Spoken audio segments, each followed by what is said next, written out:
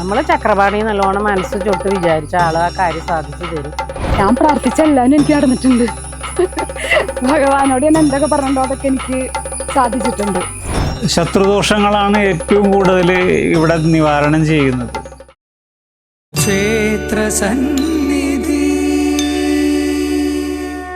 Ration card media ക്ഷേത്രസന്നിധിയുടെ എല്ലാ പ്രിയ പ്രേക്ഷകർക്കും നമസ്കാരം. നമ്മളിന്ന് എത്തിച്ചേർന്നിട്ടുള്ള ക്ഷേത്രം തൃശ്ശൂർ ജില്ലയിൽ പുത്തഞ്ചിറ എന്ന ഗ്രാമപ്രദേശത്ത് സ്ഥിതി ചെയ്യുന്ന തൃച്ചക്രപുരം ക്ഷേത്രസന്നിധിയിലാണ്. ക്ഷേത്ര ദർശനത്തിന് ശേഷം ഈ ക്ഷേത്രത്തെക്കുറിച്ചുള്ള കൂടുതൽ വിശേഷങ്ങൾ നിങ്ങളുമായി പങ്കുവയ്ക്കാം.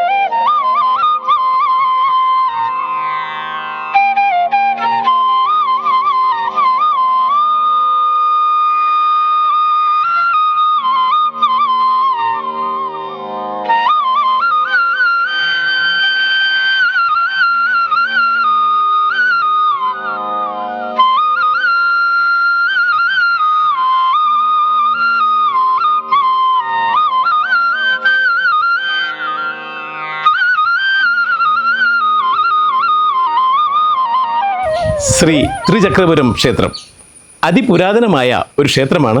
തൃച്ചക്രപുരം ക്ഷേത്രം ഈ ക്ഷേത്രത്തിലെ അതിമനോഹരമായ ചുവർചിത്രങ്ങൾ നിറഞ്ഞ വട്ട ശ്രീകോവിലിനകത്ത് കിഴക്കോട്ട് ദർശനമായി ശ്രീ പരശുരാമനാൽ പ്രതിഷ്ഠിതമായ ഷഡ്കോണ ആകൃതിയിലുള്ള ശ്രീ സുദർശന ചക്രമാണ് ഈ ക്ഷേത്രത്തിലെ പ്രധാന പ്രതിഷ്ഠ. വാൽക്കണ്ണാടി രൂപത്തിലുള്ള ശിലയിൽ ചക്രരൂപമാണ് നമുക്കിവിടെ കാണുവാൻ കഴിയുന്നത്. ഈ ശിലയിൽ ശൈവ വൈഷ്ണവ ചൈതന്യമാണ് നിറഞ്ഞു നിൽക്കുന്നത്. അതുകൊണ്ട് തന്നെ ഈ സുദർശന ചക്ര പ്രതിഷ്ഠയ്ക്ക് ഏറെ പ്രത്യേകതകളുണ്ട്. കേരളത്തിൽ പല ക്ഷേത്രങ്ങളിലും സുദർശന ചക്ര പ്രതിഷ്ഠ ഉണ്ടെങ്കിലും പ്രധാന പ്രതിഷ്ഠയായി ശൈവ വൈഷ്ണവ ചൈതന്യമുള്ള സുദർശന ചക്ര പ്രതിഷ്ഠയുള്ള കേരളത്തിലെ ഏക ക്ഷേത്രമെന്ന പ്രത്യേകതയും ഈ തൃച്ചക്രപുരം ക്ഷേത്രത്തിനുണ്ട്. അതുമാത്രമല്ല, ഈ ക്ഷേത്രത്തിലെ വഴിപാടുകൾക്കും ഏറെ പ്രത്യേകതയുണ്ട്. ശൈവ വൈഷ്ണവ ചൈതന്യമുള്ള സുദർശന ചക്രമാകിയാൽ ശ്രീ മഹാദേവന് നടത്തുന്ന കുവളത്തിലെ മാല ഒഴികെ ധാര അടക്കമുള്ള എല്ലാ വഴിപാടുകളും ശ്രീ മഹാവിഷ്ണുവിനും ഈ ക്ഷേത്രത്തിൽ നടത്തുന്നുണ്ട് എന്നുള്ള പ്രത്യേകതയും ഈ ക്ഷേത്രത്തിനുണ്ട്.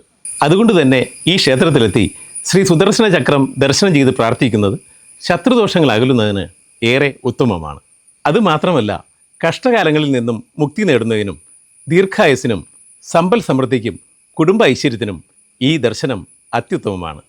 ശത്രുദോഷങ്ങൾ അകലുന്നതിനും തൊഴിലഭിവൃദ്ധിക്കും സർവ്വ ഐശ്വര്യത്തിനുമായി സുദർശന പുഷ്പാഞ്ജലി, സുദർശന ഹോമം എന്നിവ പ്രധാന വഴിപാടായി ഭക്തജനങ്ങൾക്ക് ഈ ക്ഷേത്രത്തിൽ സമർപ്പിക്കാവുന്നതാണ്.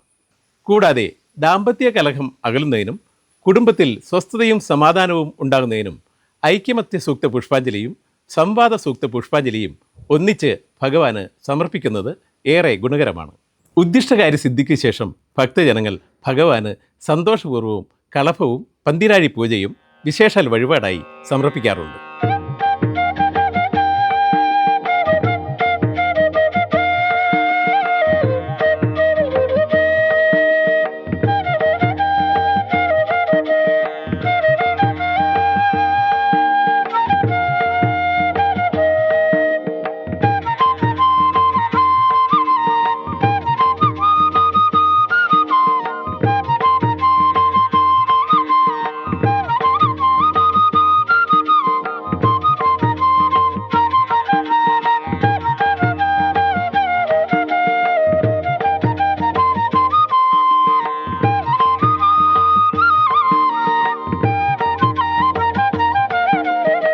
തൃച്ചക്രപുരം ക്ഷേത്രം എന്ന് പറയുന്നത് തന്നെ പലരും പറയുന്ന മാതിരി കേരളത്തിലെന്നല്ല, ഇന്ത്യയിൽ തന്നെ ഇങ്ങനൊരു ക്ഷേത്രമുണ്ടോ എന്നുള്ളൊരു കാര്യത്തിൽ വളരെയധികം സംശയങ്ങൾ, പല റിസർച്ചുകളും കാര്യങ്ങളൊക്കെ നടത്തിയിട്ടുണ്ടെന്നുണ്ടെങ്കിലും അതൊന്നും ഇതുവരെ ഒരു തീരുമാനമായിട്ടില്ല. കാരണം ഇവിടുത്തെ പ്രതിഷ്ഠ എന്ന് പറയുന്നത് സുദർശന ചക്രമാണ്. ഈ സുദർശന ചക്രം പ്രതിഷ്ഠയുള്ള ക്ഷേത്രങ്ങളും നാട്ടിലുണ്ട്. പക്ഷേ സുദർശന ചക്രം പ്രതിഷ്ഠ നടത്തി രാവിലെ വിഷ്ണു ചൈതന്യത്തിനും വൈകുന്നേരം ശൈവ ചൈതന്യത്തിനും പൂജയുള്ള ഏക ക്ഷേത്രമാണ്. റിസർച്ചുകൾ പലതും നടത്തിയിട്ടുണ്ടെങ്കിലും ഇങ്ങനെ ഒരു ക്ഷേത്രം ഇന്ത്യയിൽ തന്നെ അപൂർവമാണ്. വിഷ്ണു ചൈതന്യത്തെയും ശിവചൈതന്യത്തെയും 2 നേരങ്ങൾ പൂജിച്ച് 2 തിടപ്പള്ളിയായിട്ട് പൂജിച്ച് നടത്തുന്ന ക്ഷേത്രം ഇത് മാത്രമേ ഉള്ളൂ. പലർക്കും ഒരുപാട് ആളുകൾ പല സ്ഥലങ്ങളിൽ നിന്നും വരുന്നുണ്ട്. പല ആളുകൾക്കും പല രീതിയിലുള്ള അനുഭവങ്ങളാണ്. സന്താന ഭാഗ്യം അത് വളരെ പ്രധാനപ്പെട്ട ഒരു കാര്യമാണ്. ഈ ക്ഷേത്രത്തിൽ ഇവിടെ വരുന്ന പലർക്കും അത് അനുഭവങ്ങളും ഉണ്ടായിട്ടുണ്ട്. എൻ്റെ മനസ്സിൽ ഞാൻ എന്തെങ്കിലും മനസ്സിൽ വിചാരിച്ച അപ്പം തന്നെ തേവർ എനിക്കത് നടത്തി തരാറുണ്ട്. എൻ്റെ ഒരു അനുഭവം എന്ന് പറയുകയാണെങ്കിൽ, എനിക്ക് വേലി കഴിഞ്ഞ് 2 വർഷം കഴിഞ്ഞിട്ടാണ് എനിക്കൊരു കുട്ടി ഉണ്ടായത്. അത് കഴിഞ്ഞിട്ട് പിന്നെ മൂത്തതൊരു മോളാണ്. അത് കഴിഞ്ഞിട്ട് പിന്നെ ഒരുപാട് വർഷം കഴിഞ്ഞിട്ട് ഞാൻ വീണ്ടും പ്രഗ്നൻ്റ് ആയി. പക്ഷെ അത് എൻ്റെ നിന്ന് അലസിപ്പോയി. അപ്പം ഞാനിവിടെ തേവരെ നല്ലോണം വിളിച്ച് പ്രാർത്ഥിച്ചതിന് ശേഷം ആ 1 മാസം കഴിഞ്ഞപ്പോൾ എനിക്ക് വീണ്ടും ഞാൻ പ്രഗ്നൻ്റ് ആയി. അത് എനിക്ക് ആൺകുട്ടി വേണമെന്ന് എനിക്ക് നല്ല മോഹം ഉണ്ടായിരുന്നു. അത് തേവരെ എനിക്ക് നടത്തി തന്നു. പിന്നെ മനസ്സിൽ അതുപോലെ ഞാൻ അധികം ഇവിടെ വഴിപാട് കഴിക്കുന്നത് നാഴിയും പിടിയാണ്. എൻ്റെ മനസ്സിൽ എന്തെങ്കിലും ഉണ്ടെങ്കിൽ അത് നാഴിയും പിടി ആയിട്ടാണ് ഞാൻ കഴിക്കാറ്. പിന്നെ അല്ലെങ്കിൽ നിത്യപൂജ. അതുപോലെ ഇപ്പം എൻ്റെ മകളിപ്പോൾ 10ാം ക്ലാസ് ഫുൾ A+. അതും ഞാൻ ഈ തേവരെ വിളിച്ച് പ്രാർത്ഥിച്ച് ആയിട്ടാണ്. പിന്നെ മനസ്സിലെ സങ്കടങ്ങളൊക്കെ തേവരോട് പറയും. അതൊക്കെ അപ്പം തന്നെ മാറ്റിത്തരും. അങ്ങനെ പറ്റണ ദിവസം പറ്റണ പോലെ എല്ലാ ദിവസവും ഇവിടെ വന്ന് പ്രാർത്ഥിക്കും. ഞങ്ങൾക്ക് കുറേ നാൾ കല്യാണം കഴിഞ്ഞിട്ടേ കുട്ടികളൊന്നും ഇല്ല വെച്ചാൽ ഉണ്ടായി പോവുക അങ്ങനെയൊക്കെ ആയിട്ട്. അത് കഴിഞ്ഞ് ഇവിടെ വഴിപാട് തുലാഭാരം നേർന്നു. ശർക്കര കൊണ്ട് പ്രധാനമാണ് തുലാഭാരം. അത് തുലാഭാരം നേർന്ന് പിന്നെ വലിയ താമസമില്ലാണ്ട് തന്നെ എനിക്ക് ഇവനുണ്ടായത്. അങ്ങനെയാണ്. പിന്നെ ഇവിടുത്തെ ഇപ്പോൾ ഈ പുനരുദ്ധാരണത്തിൻ്റെ കഥ പറയുകയാണെങ്കിൽ അതിനായിട്ട് ഈ പറഞ്ഞ പോലെ പൈസ ഇല്ലാണ്ട് ഉള്ള നല്ലോണം ബുദ്ധിമുട്ടായിട്ട് ആൾ പറയണൊക്കെ കാണതാണ്. എന്താ വെച്ചാൽ തീരെ പൈസ ഇല്ല. എന്താ വേണ്ടേ തേവരെ, ഈ വൈകുന്നേരം കൂലി കൊടുക്കാൻ എന്താ വേണ്ടതെന്ന് അറിയാത്ത ഒരവസ്ഥയിൽ അങ്ങനെയൊക്കെ പ്രാർത്ഥിച്ച് എന്താ വേണ്ടതെന്നൊക്കെ പ്രാർത്ഥിച്ചിരിക്കണ ആ സമയത്ത് പെട്ടെന്ന് ആരെങ്കിലും ആ ഒരു പാകത്തിനുള്ള പൈസ അവിടെ ആരെങ്കിലും എത്തിച്ചിട്ടുണ്ടാവും. അങ്ങനെ പല തവണ അങ്ങനെ ആയിട്ടുള്ള അനുഭവം ഉണ്ടായിട്ടുണ്ട്. പിന്നെ നമ്മൾ വിചാരിച്ച നല്ലോണം പ്രാർത്ഥിച്ച് ഇതായി കഴിഞ്ഞാൽ അത് സാധിക്കുന്നുണ്ട്. ഓരോരുത്തർ കുട്ടികളില്ലാണ്ട് അങ്ങനെ ഇതുപോലെ പ്രാർത്ഥിച്ച് കളഭം വഴിപാട് ഒക്കെ കഴിക്കാറുണ്ട്. അപ്പോൾ ആ കളഭത്തിൻ്റെ അവിടെ ഒന്ന് തൊഴുത് പ്രാർത്ഥിച്ചു പോയി കഴിഞ്ഞാൽ അങ്ങനെ അവർക്ക് കുട്ടികൾ വലിയ താമസമില്ലാണ്ട് തന്നെ അങ്ങനെ ഉണ്ടായിട്ടുണ്ട്. വിചാരിച്ച കാര്യങ്ങളൊക്കെ ഇങ്ങനെ നമ്മൾ വിചാരിക്കുമ്പോൾ നടക്കാറുണ്ട്. പിന്നെ പ്രധാനമായിട്ട് ഇവരെ പന്തീരാഴി ഒക്കെ ചെയ്ത് കഴിയുമ്പോൾ അങ്ങനെ പ്രത്യേകിച്ച് നല്ല ഇതുള്ള മൂർത്തിയാണ് സുദർശനമൂർത്തി. എനിക്ക് മൂത്തതൊരു മകളാണ്. അപ്പം എനിക്ക് വീട്ടിലെല്ലാവർക്കും ആൺകുട്ടികളാണ്. അപ്പം എനിക്ക് രണ്ടാമത് ഞാൻ ഗർഭിണിയായപ്പോൾ ഞാൻ ഇവിടെ വന്ന് ദിവസവും പറയാറുണ്ട് എനിക്കൊരു മകനെ തരണമെന്ന് പറയാറുണ്ട്. അതെനിക്ക് സാധിച്ചിട്ടുണ്ട്. വേളി കഴിഞ്ഞ് കുറേ 5-6 കൊല്ലത്തോളം കുട്ടികളാവാതിരുന്നപ്പോൾ എൻ്റെ വേളി വെച്ചുള്ള അച്ഛൻ പറഞ്ഞു ചക്രപാണിക്ക് ആദ്യം ശർക്കര കൊണ്ട് തുലാഭാരം നേരാൻ പറഞ്ഞു. പിന്നെ പന്തീരാഴി. ഇത് 2 വേണം ഞങ്ങൾ കഴിച്ചത്. പക്ഷേ നമ്മൾ ആ വിചാരിച്ച കാര്യം സാധിച്ച ചക്രപാണിക്ക് നടത്താമെന്ന് വിചാരിച്ചിട്ടുണ്ടെങ്കിൽ അത് ഞങ്ങൾ 3 നടത്തി. ശർക്കര കൊണ്ട് തുലാഭാരവും പന്തീരാഴിയും കഴിച്ചു. 1 കൊല്ലത്തെ വായന ഞങ്ങൾ ഞാൻ ഇത് പറയില്ല, ഞങ്ങൾ വായനക്കാരന് ദക്ഷിണയും അങ്ങനത്തെ കാര്യങ്ങളൊക്കെ ഞങ്ങൾ തന്നെ ചെയ്തു. അപ്പം എനിക്കതൊരു അനുഭവമാണ്.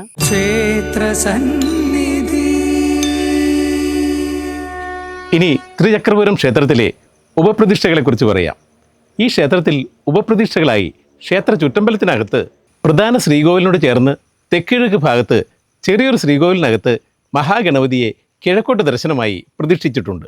കൂടാതെ തെക്ക് പടിഞ്ഞാറൻ മൂലയിൽ കിഴക്കോട്ട് ദർശനമായി ശ്രീ ധർമ്മശാസ്താവിനെയും ചുറ്റമ്പലത്തിനകത്ത് പ്രതിഷ്ഠിച്ചിട്ടുണ്ട്.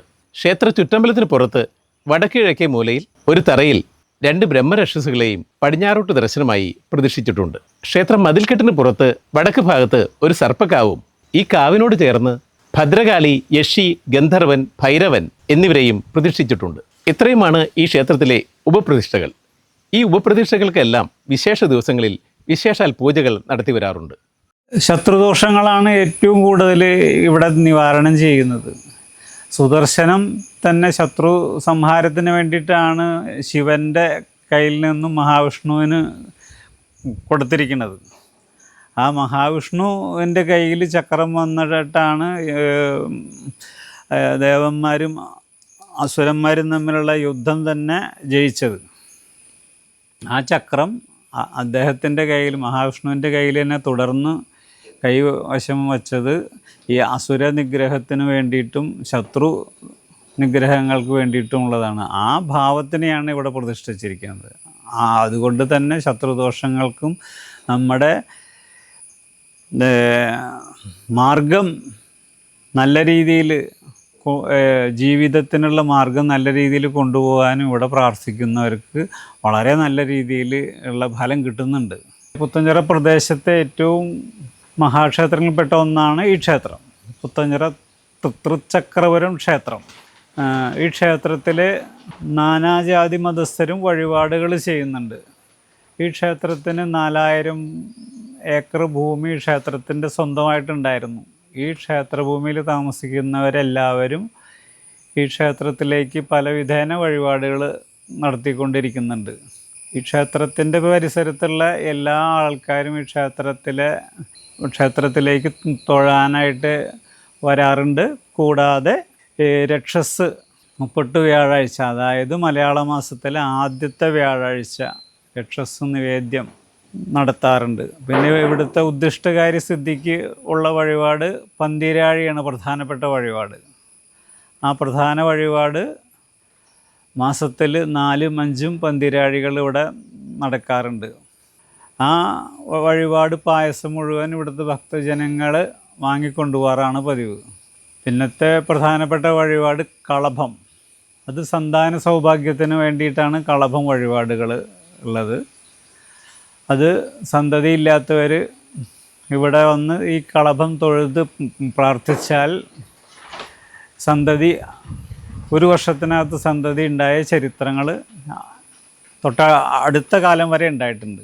പിന്നെ പ്രധാന ചിങ്ങമാസം 8-ാം തീയതി ക്ഷേത്രത്തിൻ്റെ മതിക്ക് പുറത്ത് വടക്ക് ഭാഗത്തുള്ള സർപ്പക്കാവിൽ പാമ്പുമേക്കാട്ടെന്ന് വന്ന് 100 പാലും സർപ്പബലിയും നടത്താറുണ്ട്. ഒരു ഭദ്രകാളിയുണ്ട്. ഭദ്രകാളിക്ക് എല്ലാ 30 വെള്ളിയാഴ്ച, എല്ലാ മാസത്തിലെയും 30 വെള്ളിയാഴ്ച പൂജകളുണ്ട്. നേദ്യം, ശർക്കര പായസം, പാൽപ്പായസം, വെള്ള നിവേദ്യം, ഇങ്ങനെയുള്ള വഴിപാടുകളും എല്ലാ 30 വ്യാഴാഴ്ചയും ചെയ്തുകൊണ്ടിരിക്കുന്നുണ്ട്.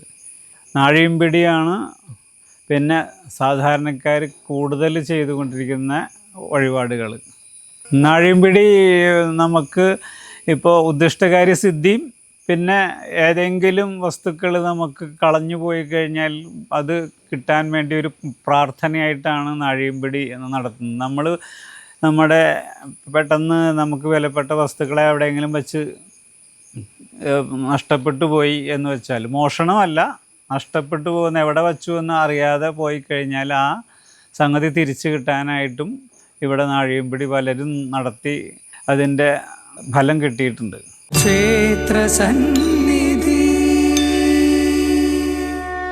ഇനി തൃച്ചക്രപുരം ക്ഷേത്രത്തിൻ്റെ പ്രത്യേകതകളെക്കുറിച്ച് പറയാം. ഈ ക്ഷേത്രം 5 മനകളുടെ ഊരായ്മയുടെ കീഴിലുള്ള ക്ഷേത്രമാണ്. മേക്കാളി മന, ആലക്കാട്ട് മന, പാമ്പുമേക്കാട്ട് മന, വള്ളത്തേരി മന, താനിയിൽ മതിയത്ത് മന എന്നിവയാണ് ആ മനകൾ. ഈ ക്ഷേത്രത്തിൽ 2 തന്ത്രിമാരും 2 തീർത്ഥക്കുളവും 2 കഴകവും 2 തിടപ്പള്ളിയും ഇവിടെയുണ്ട്. കാലത്ത് തെക്കേ തിടപ്പള്ളിയിലും വൈകിട്ട് വടക്കേ തിടപ്പള്ളിയിലുമാണ് ഭഗവാന് നേദ്യം തയ്യാറാക്കുന്നത് എന്ന പ്രത്യേകതയും ഈ ക്ഷേത്രത്തിനുണ്ട്.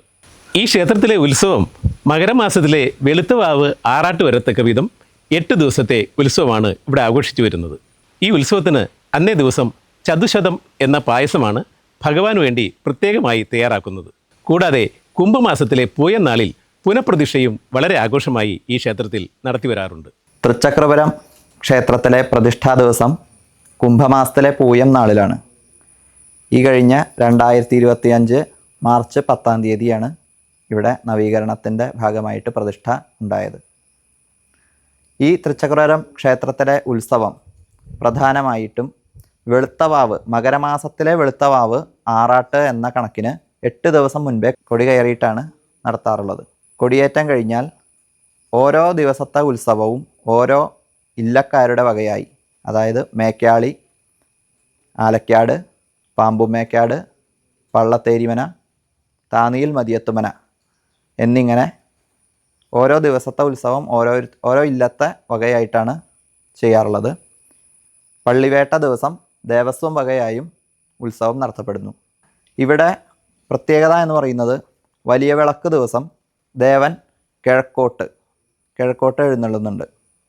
ഇതിൻ്റെ സങ്കല്പം എന്താണെന്ന് വെച്ച് കഴിഞ്ഞാൽ മുൻകാലങ്ങളിൽ ഹരിജന വിഭാഗങ്ങൾക്ക് ക്ഷേത്രത്തിൽ പ്രവേശനം നിഷിദ്ധമായിരുന്ന സമയത്ത് അവർക്ക് ദേവനെ ദർശിക്കുവാനായിട്ട് അന്നത്തെ ആളുകൾ ഒരുക്കിയൊരു സംവിധാനമാണ്. വലിയ വിളക്ക് ദിവസം രാത്രി ദേവൻ കിഴക്കോട്ടിറക്കം എന്നാണ് ആ ഇതിനെ അറിയപ്പെടുന്നത്.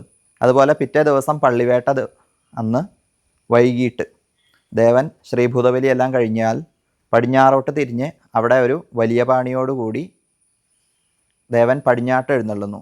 ഇത് അപൂർവങ്ങളിൽ അപൂർവമായ ഒരു ചടങ്ങാണ്. അതായത് ദേവൻ എവിടേക്കാണോ, ദേവൻ്റെ പ്രതിഷ്ഠ ഏത് ദിശയിലേക്കാണോ തിരിഞ്ഞിരിക്കുന്നത് അതിന് നേർ വിപരീത ദിശയിലാണ് ദേവൻ പള്ളിനായാട്ടിന് എഴുന്നള്ളുന്നത്. അത് ഇവിടുത്തെ മാത്രം ഒരു പ്രത്യേകതയാണ്. പിറ്റേ ദിവസം ആറാട്ടിൻ്റെ അന്ന് നമ്മൾ ചതുശ്ശതം വഴിപാട്, അതായത് പിഴിഞ്ഞ പായസമാണ്. ഈ ചതുശ്ശതം എന്ന് പറയുന്നത് പിഴിഞ്ഞ പായസമാണ്. അത് ഇവിടെ പ്രധാനപ്പെട്ട ഒരു നിവേദ്യമാണ്. ഉത്സവത്തിന് മാത്രമായിട്ടുള്ള ഒരു വഴിപാടാണ് ചതുശ്ശതം.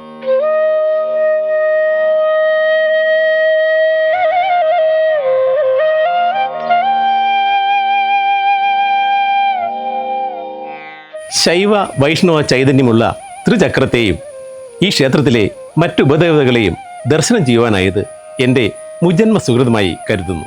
സർവ്വ ദുരിത ദോഷങ്ങളെയും ഹനിക്കുന്ന ഈ ത്രിചക്രത്തെ ദർശനം ചെയ്യുവാൻ നിങ്ങൾക്കും ഭാഗ്യമുണ്ടാകട്ടെ എന്ന് പ്രാർത്ഥിച്ചുകൊണ്ട് ശൈവ വൈഷ്ണവ ശാക്തേയ ശക്തികളുടെയും മറ്റു ഉപദേവതകളുടെയും സർവാനുഗ്രഹങ്ങളും വാങ്ങി ക്ഷേത്രസന്നിധി ഈ പുണ്യഭൂമിയിൽ നിന്നും വീണ്ടും ജൈത്രയാത്ര തുടരുന്നു. റേഷൻ കാർഡ് മീഡിയ ക്ഷേത്രസന്നിധിയുടെ പുതുമയുള്ള ക്ഷേത്രവിശേഷങ്ങളുമായി അടുത്തയാഴ്ച വീണ്ടും കാണാം. നന്ദി, നമസ്കാരം.